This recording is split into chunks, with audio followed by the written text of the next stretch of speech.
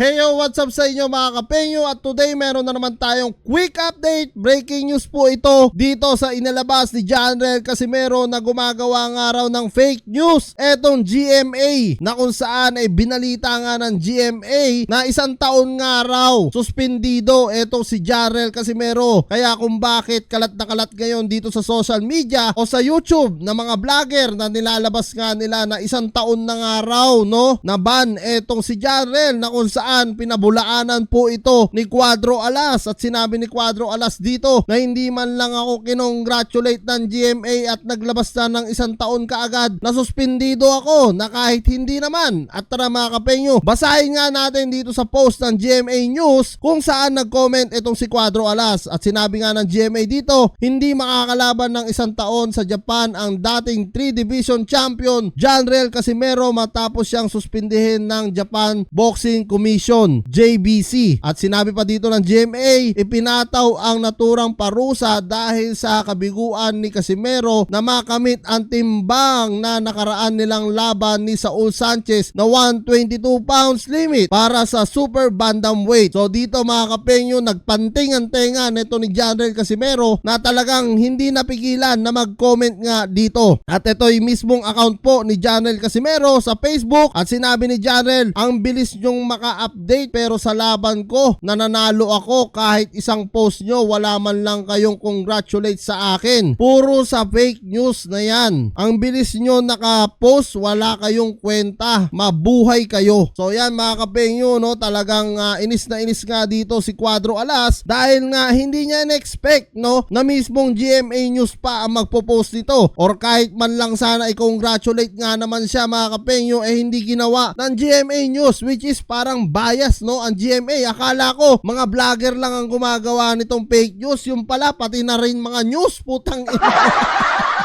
Nakakatawa lang isipin mga kapenyo na parang vlogger na rin ang mga news sa atin. Kaya nalaos naman talaga ang TV Ang uso na ngayon talaga social media dahil nga sa mga kagagawan din ng mga news talaga napakarami rin talagang fake news sa news. Totoo yan, real talk. At dito mga kapenyo, sa kabilang banda, nag-post nga itong si Cuadro Alas, it's my boy, sa kanyang mismong Facebook page. At sinabi niya dito, nauna pa talaga to kaysa i-congratulate. Walang kwenta, hindi pa nga natin alam kung totoo ba yan. Anong gagawin nyo kung hindi totoo? Which is totoo naman talaga mga kapenyo, paano nga naman talaga kung hindi totoo etong balitang ito? Di napahiya sila, di lalo silang nagulantang. Ang pagkakaalam ko talaga, 6 months talagang ban lang o suspendido itong si Janrel sa Japan, which is sinabi naman yun ni Boss Rich doon dahil nga nung nag-wait in pa lang sila, alam na nilang suspendido na si Janrel Casimero, pero hindi naman 1 taon kaya dito nabwisit talaga etong si Cuadro Alas sa gumawa nga ng fake news na to, at lalong lalo na dito sa GMA News. Kaya nasundan ng mga small vlogger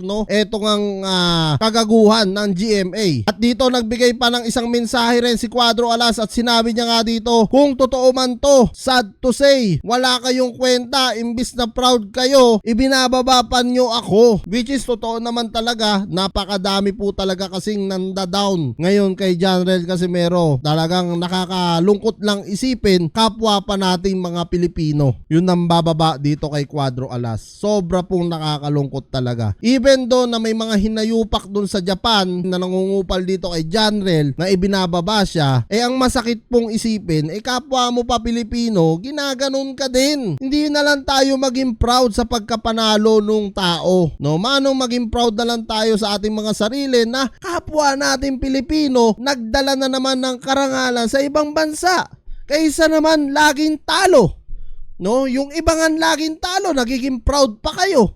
Etong panalo, knockout, ang ganda ng pagkapanalo, hindi kayo nagiging proud. Saan ba tayo talaga pupunta? Diba? Totoo naman po yung kasabihan na yan, talagang marami kasi nagda-down kay Casimero, kaya inaangat din siya ng Panginoon.